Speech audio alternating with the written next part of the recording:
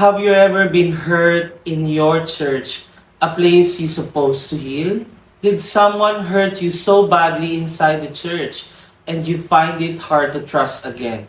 And now you are wondering, can you ever heal from your church trauma and not lose your faith kay God? So ito yung pag-uusapan natin in this episode, and paano nga ba natin malalaman yung red flags in a church? And at the same time, how can we heal from our church trauma? Hi beloved, this is Doc Gilbert, and I am a Christian clinical counselor and psychologist.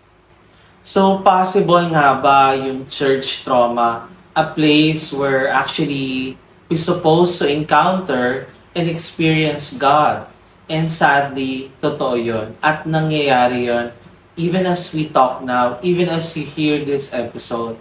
So I have a counseling where, he opened up yung naging kasalanan niya, and actually, sadly, ginamit yun against him. To bring fear, to control him, to manipulate him, and even to shame and guilt trip him na ito yung nagawa mong kasalanan. You should be a Christian. You should not do this to God. And even the fact that the person was accountable, he opened up itong sin na to in order for him to be restored, in order for him to heal from this experience, but rather, it was used against him. No, so there is also a counseling na dahil dito sa issue na nangyari with the discipleship, with the members, it was taken against that person, iniba yung storya, and even the person was called out by the pastor in the pulpit. So imagine the shame, the public humiliation nitong person na to. And also, there is a story na the person's vulnerability and story was used as a gossip, dahil nag-boundary na siya, ginamit yung story niya, pinakalat, to shame him, to defame him. And because of that, there's a lot of shame and fear and anxiety na nararanasan itong person na to. At itong karanasan na to, sadly, have been going on in the body of Christ. Church trauma is not just a fiction, it's a real thing. And sadly, the church becomes a place where these people, these toxic people, are using to show the unprocessed emotions, unprocessed issues. It becomes a way to displace yung mga unprocessed trauma din nila, to these people. And of course, we don't want to use this against them. At the same time, we don't want na itong, of course, may trauma din silang pinagdadaanan. They have their own issues. The reason why these toxic behaviors are present sa mga taong ito, because they have their unprocessed trauma, but it's not an excuse. It's not an excuse for responsibility and accountability. It's not an excuse for an abusive behavior. It's not an excuse to wound people and actually shatter someone's faith. So it is so sad and tragic na a church that is supposed to be a safe place, a place where people can heal from their own traumas, a place where one can be safe to share his or her emotions, his or her stories, a place where one can grow in self-awareness and be the person God destined him or her to be, became a place of woundedness, of woundings, of abuse, of enabling gossip and manipulation, enabling toxic behaviors, and sadly, that's a reality that we are facing today. And ultimately, itong mga ganitong karanasan, this church trauma and abuse, lead people away from God, even to the point of backsliding, not really engaging anymore with God, you know, feeling ashamed and guilty and even fearful in coming to God. And paano ba mag-heal doon? No? So, ito yung pag-uusapan natin. We're gonna dive deeper. So, una, we need to recognize ano nga ba yung mga behaviors, toxic behaviors specifically, that leads to spiritual abuse. Okay? So, una, very tricky pala ito, no? Kasi these people, toxic people, which are actually most of them are narcissistic people, and I'm gonna discuss that in another video, ay ginagamit yung Bible verses, yung scripture, to really control and manipulate people under them. So, una, these people uses scriptures, Bible verses, uh, even sins in the past, your stories, your weakness, your triggers, your own messy story, and even combining it with scriptures in order to manipulate and control you. So isang classic example dyan, kapag alam yung kasalanan mo, and these people will use such as, touch not the anointed one, or submit to the authority, or like your sin is an abomination to God, God is angry at sin, and the person will twist these Bible verses, combining it with your sin, with your story, with your vulnerabilities, and then he or she will use it against you in order to guilt trip you. At kapag nagigilty ka na, there is no other way but to submit yourself into the authority of this person, even if it means harming you, even if it means affecting your mental health, crossing your boundary, submitting to an obedience that you don't have any voice, even if you're burned out, even if you're struggling with your well-being, in order for you to be controlled and manipulated. And sadly, nangyayari ito. And many of these people are experiencing this, na merong takot. Takot that they are disobeying God. Takot that they are not growing in their relationship with God. Takot that they are doing the wrong thing and sinning against God by, disobeying these authority figures. So, with these toxic leaders or people in the church, manipulation is very common, very tricky, kasi it is like combined with scriptures and Bible verses. And ultimately, this is being done in order to dominate you, to control you, knowing our weaknesses, especially yung mga kasalanan natin in the past, actually makes us very vulnerable with these toxic people dahil it can be a pinpoint for control. It can be a pinpoint for abuse. Okay? So rather, use this vulnerability and sin and past and messy history na meron tayo to lead us towards God, to experience grace and compassion and empathy. It became a way to manipulate us. At napakadelikado na, napaka-harming nun. And that is a form of spiritual abuse, psychological, emotional, mental abuse. Okay? And another thing, okay, we need to look out for an authoritarian leadership. So ito yung mga leaders who take no for an answer, and then even though nagkamali sila, they don't have self-awareness to see their weakness, their mistakes, even their sin, and they are unwilling to be corrected, they are unwilling to be accountable and transparent for what they did.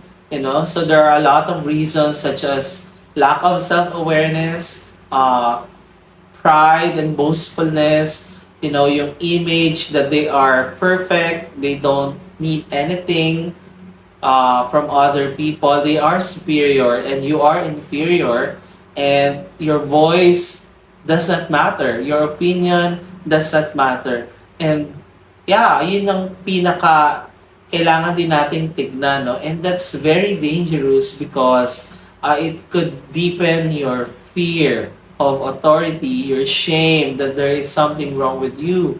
Na even though you can see na merong abuse, may mali, you are still here in the church, you are in contact with this person, you are in a relationship, basically dito sa taong ito, or specific people na to, and it enables doubt, confusion, even in your own relationship with God. Are you being disconnected with God? Are you not being sensitive sa voice of God? So this behavior causes a lot of confusion because it is a form of abuse. And sadly, there are also people who enables this kind of behavior. People who people please these leaders, who wants to appease these leaders. And for what sort of reasons, maybe may utang na loob, fear of losing a job or an income, fear of losing affirmation and approval from this person. So there are a lot of reasons why there are enablers itong mga ganitong leaders or tao na to. But watch out for this kind of behavior, and that is a sign of a toxic leader or leadership. Okay? Third, there is no empathy and validation of emotion. So when you share your feelings with a certain situation na pinagdadaanan mo, mental health issue, relational problems, or even, which is dangerous, sharing your feelings towards this person, you're gonna meet backlash. Yun yung mas extreme, but you're gonna meet hyper spirituality, just pray, have faith. Ano ka ba naman? Dapat ganito yung iniisip mo. Read the word more. And then, fourth, actually, rather than connect and empathize with you, he or she will use the story of his or her life. Now, it will become about them. Rather than connect and validate your pain, your emotional struggle, your negative feelings, this person would use his or her stories to point out na ito dapat gawin mo. You should and you must. And there is an expectation that if you do not do this, then of course you're gonna struggle more. But we know upon the discussions in the previous episodes that it's not about that. Okay?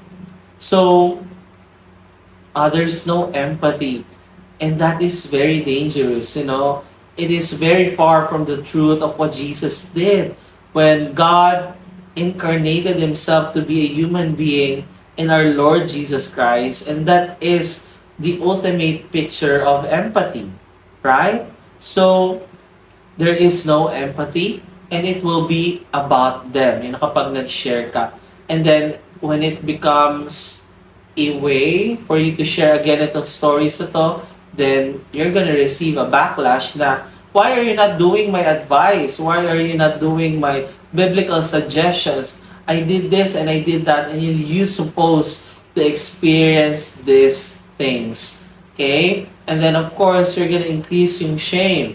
Maybe there's something wrong with me that I needed to fix myself. Maybe I need to do more for God, more ministry, more disciplines, and that's very far from the reality of what you're experiencing. And connected with that is yung spiritual shaming. Yung paggamit ng Bible verses, scriptures, to show that you're wrong, to show that you're not doing it right, you're missing something, you're not obeying enough, not following enough, you're not a good disciple of Christ, and it creates this shame. Shame is an emotion, especially toxic shame, that says you're not enough. There's something wrong with you. You're evil, you're bad, you're a bad Christian, you're a bad son, you're a bad child. Shame attacks the identity of the person. It questions that. Kung ang guilt says you've done something wrong. Shame says you are wrong, you're evil, you're bad. So that's what spiritual shaming does. And that's a form of spiritual abuse. Okay? And then, lastly, of course, maraming characteristics na kailangan i-watch out.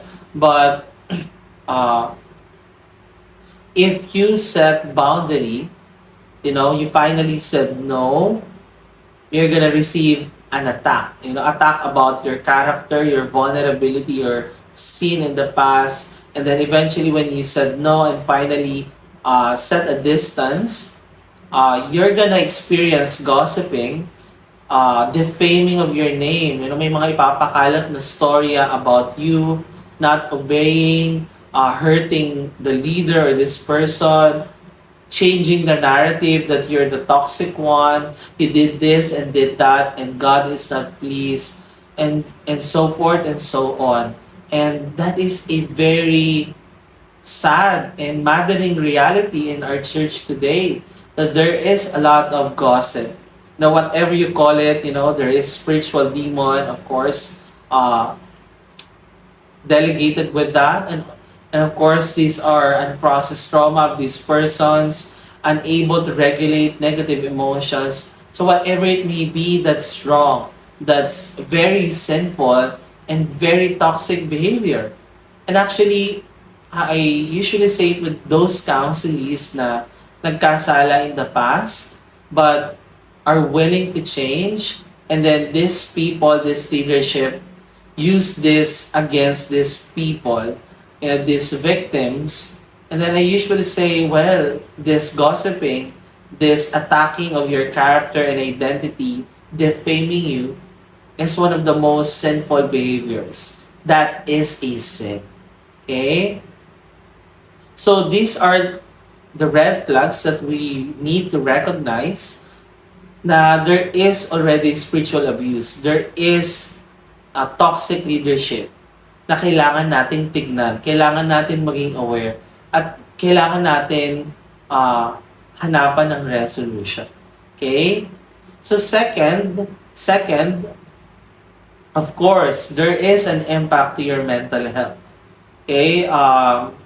Why? Because, I discuss about attachment, our significant relationships and how it molds our brain to be healthy and healthier in the future, how attachment or our experiences with significant relationships are connected with the overall well-being natin, how it shapes how we see God ultimately, how we see ourselves, how we see the world, for the good and for the bad. And church relationships is one of the deepest forms of attachment. This is one of our most intimate relationships. Andito yon, right? Yung closeness, yung bondedness with these people. And when there is church trauma and abuse, of course, it will shatter one's worldview, perception, assumptions of God. It will shatter one's safety and security and identity. Why? Because a place that is supposed to be safe, that is supposed to bring healing, awareness, security sa isang tao, became a place of harm, of trauma, and of course, the normal reaction of that is it will shatter one's faith. It will bring fear and anxiety that the world is not safe anymore, that God is not even safe anymore. So that is very dangerous. That is very harming. And this is one of the deepest trauma here in our first 21st century.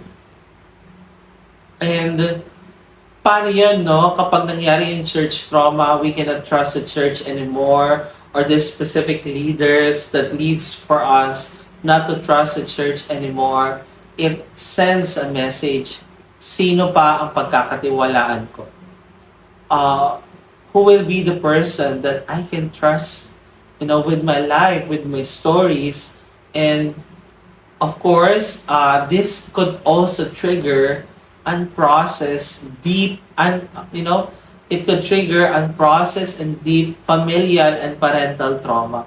Yung mga trauma that we've experienced from our fathers, mothers, siblings, the very place that parallel with church relationships. What relationship that is synonymous with church relationships? Walang iba kundi our familial and parental relationships.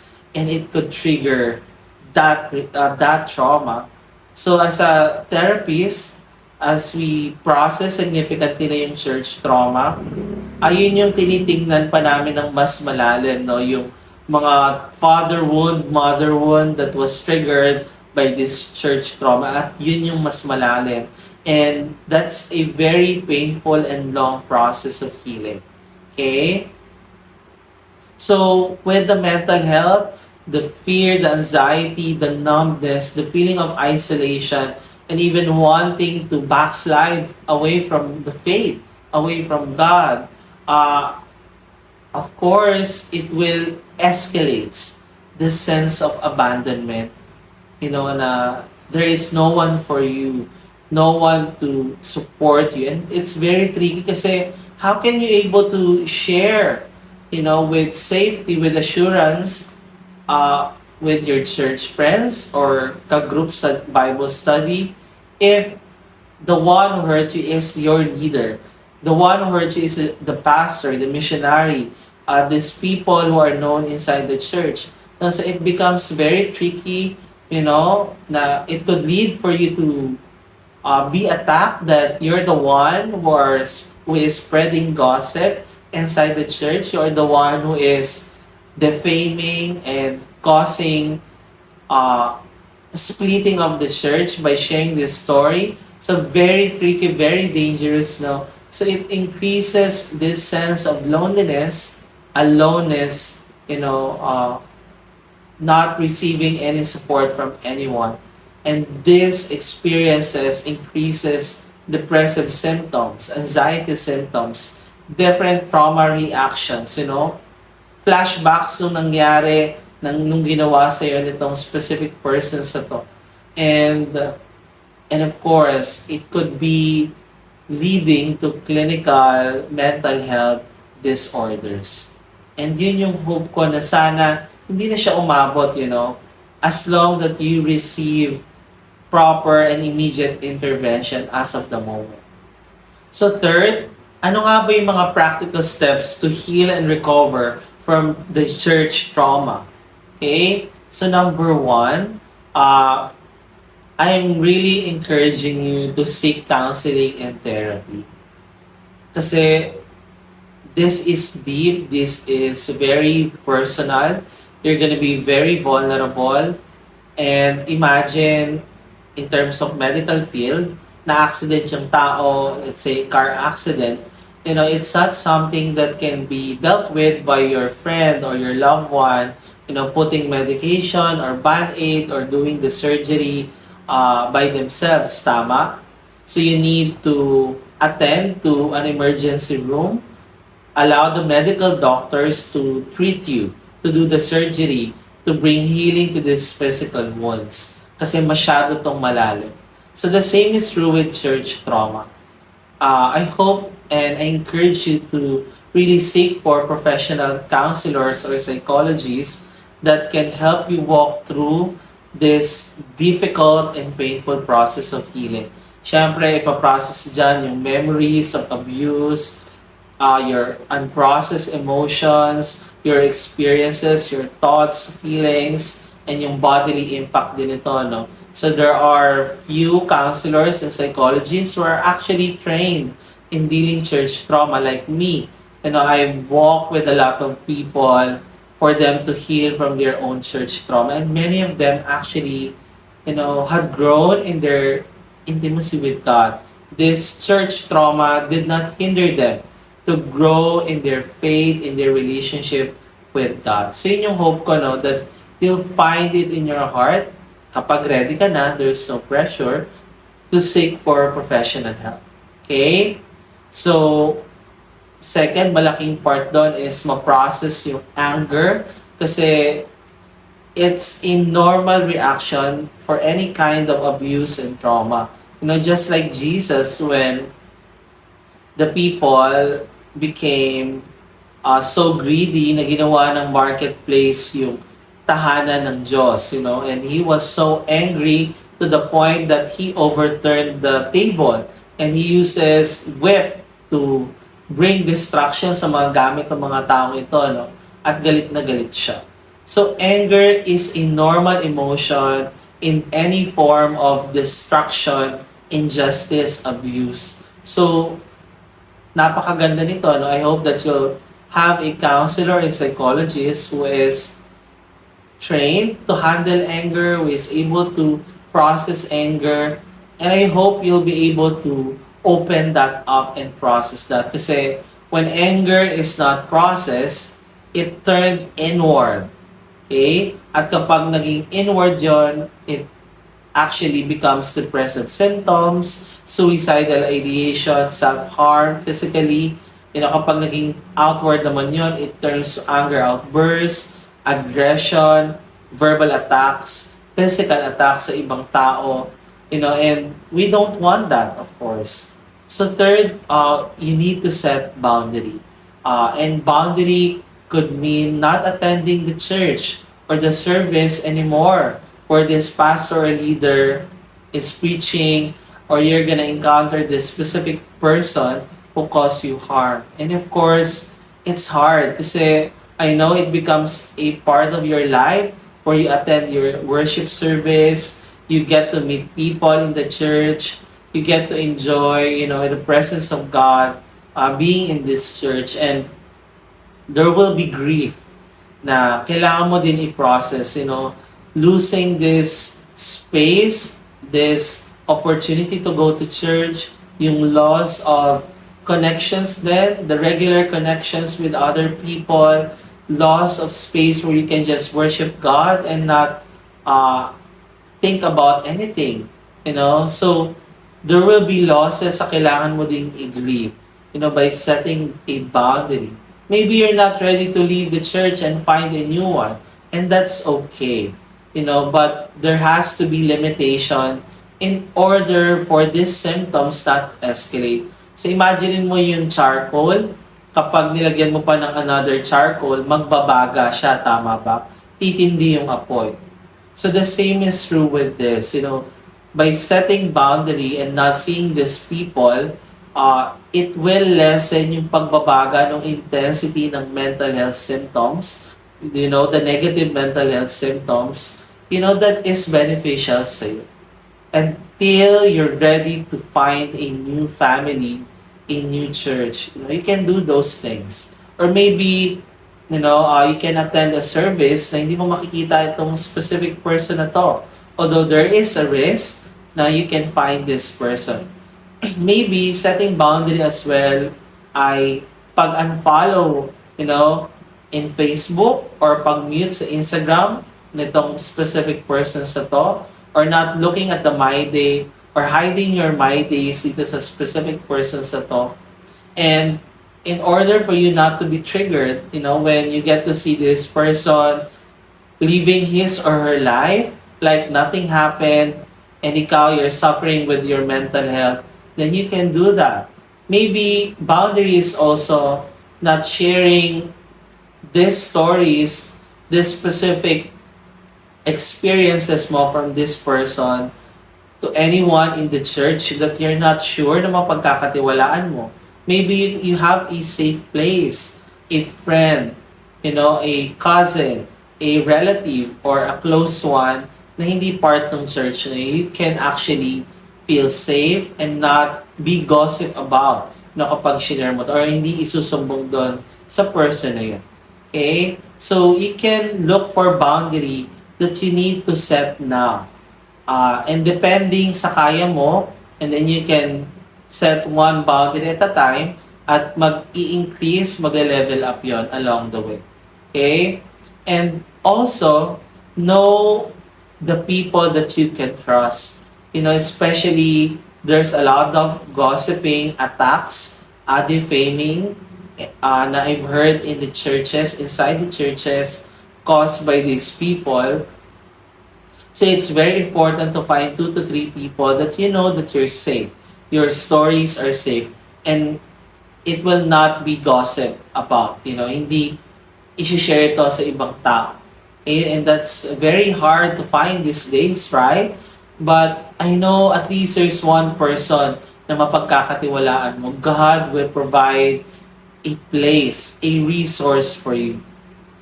Okay? And then, enhance your self-care. Okay? Get your sleep done, eat healthy foods, exercise, watch movies and series na nakakapag-suit sa'yo, do the things and hobbies or any activities that you feel like you find satisfaction, happy, at peace, joyful, comfort. In this way, you're able to attend your needs, okay, your basic valid needs. You're able to suit yourself, that coming from a body that was inflamed, meaning because you've experienced a lot of intense emotions from this church trauma, your body is inflamed, your body is in pain, basically. And that's why these mental health symptoms are coming and manifesting. So do all this self-care, anything that would make you feel rested, relaxed, and comforted. And of course, be compassionate with yourself. Healing from a church trauma takes time. It's a long, painful, difficult process. And if there are times that parang feeling mo na overcome ka ng depression, that's okay. That's part of the process. If there are times na hindi ka nakapag-set ng boundary or not able to do this specific self-care, that's okay. That's part of the process. And even if there are times that, you remember the specific memories and you doubt yourself, you feel ashamed, you can extend compassion to this part of you and know that these are normal reactions, from your very overwhelming experiences. And if you're ready, you may begin to rebuild your connection and find a healthy enough church. I know later on pa itong process ito, but know that there are healthy enough church along the way. And may the Holy Spirit guides you, leads you, and I know that He will be with you. He is with you in this journey of healing and finding yourself again, growing in your intimacy with God. And I hope that you'll have this healthy church along the way. So, fourth, rebuilding trust and faith takes a process. Kailangan mong malaman na what they did to you, the abuse, the toxic behaviors, the gossip, the control, the manipulation that these people did to you is not about you. Imagine a lens na suot-suot, at kung ano yung color ng lens, let's say black, and then you're gonna see the world as black, right? If ang color ng lens ay Roy G. then you're gonna see the world as Roy G.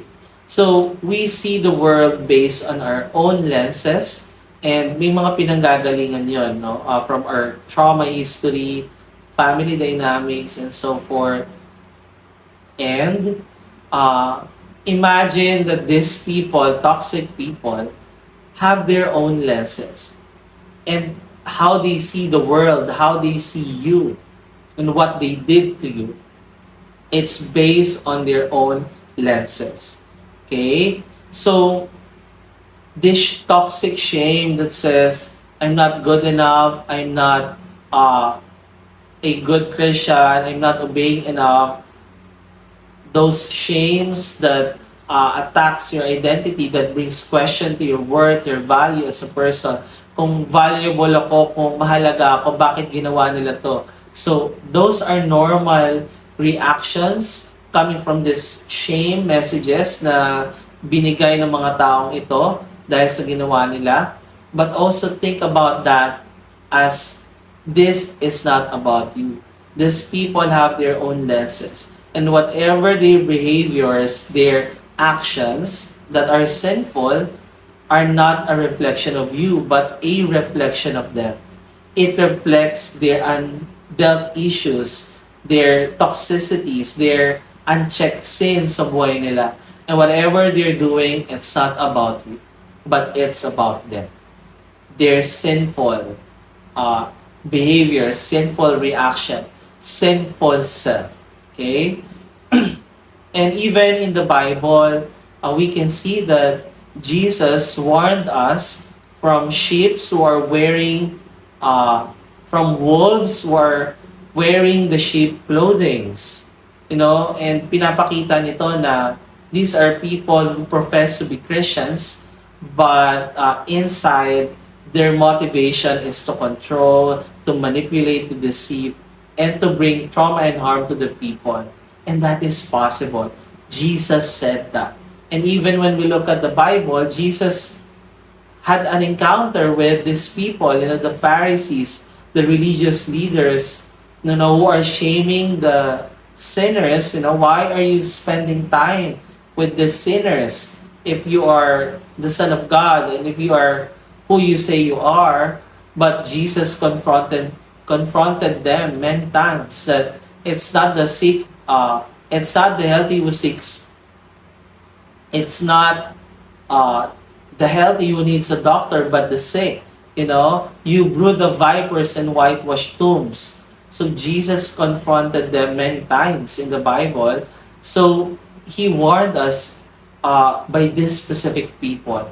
And it is because it is true they are present among the churches today. And we need to be discerning. You need to be discerning and intuitive who are these people. Kaya diniscuss ko sa inyo yung red flags from earlier. Ano yung mga titignan natin na behaviors? For us to see who are these wolves, sadly. Okay? And of course, I know that there could be guilt in your heart. Why am I judging these people? Why am I looking at these people, who are Christians, who are sons and daughters of God? But it's not about you judging, but it's about you seeing these behaviors as it is and acknowledging na present itong behaviors na to. Now, the same is true with Jesus. He did not judge these people by acknowledging yung mga behaviors sila, confronting them by their behaviors. It's not about that. Kaya nga, pumunta si Jesus here on earth, but to forgive them, to give them a chance, to redeem them, but it's their choice. They're not willing to be saved by Jesus. So, you can talk to your guilt about the reality that it's not about judging, but it's just about being wise and looking at these behaviors as it is and walking away, setting boundary, okay? And letting you know that what happened to you, the abuse, the trauma that you've experienced, that's not the heart of God for you. And I'm sorry na naranasan mo yon. I'm sorry that you were abused, you were hurt, and you feel abandoned, lonely, and alone. And know that you're not alone. I hear you, beloved. And hope and healing is available for you. Your relationship with God, of course, may impact yung nangyari with that, but this will not dictate your intimacy with God. This can be an opportunity as you process, as you go through this painful journey of healing and overcoming this. It can be an opportunity to deepen your intimacy with God. In conclusion, your relationship with Jesus is the most important relationship that you have. Yes, may impact itong nangyari sa'yo on your relationship with God. But this will not dictate your journey of growing in your intimacy with God. Jesus is close to the brokenhearted. Jesus hates what happened to you, and He desires to bring healing to these deepest parts of wounds and trauma, of abandonment that you've experienced. And know that you can heal. Know that you can find a safe place in Him with people along the way. And you can be made whole again. This is not the end. And I know that you will overcome this trauma. And as you face these traumatic events, know that the grace of God is with you. Jesus is with you. The Holy Spirit will empower you. And during those times of weariness, God will strengthen your wings for you to soar like an eagle. And you will come out from this, out from the ashes of your experiences. And you will arise, O you brave warrior. You will overcome this. And I'm excited for all the things that God has for you. And know that you are not alone. Okay? So yan, I hope that this is very educational, that you encountered God through this topic, through this discussion. I hope that this will send a message to that you have a hope and you can heal from this. Okay? So kapag may natutunan ka, reflections, insights, please share with me, in the comment section below. And if you think someone needs to hear this, please share this video. Okay? At if you need counseling and therapy from your own church trauma, you can look at the description and then yung Facebook page ng Intimacy Philippines, and then you can message and inquire doon. Okay? So kapag bago ka pa lang, please subscribe. At yung pag-subscribe mo, yung pag-share mo, actually can help the Intimacy Philippines to reach more people that needs counseling and healing. Okay? So yun lang. Hanggang sa muli.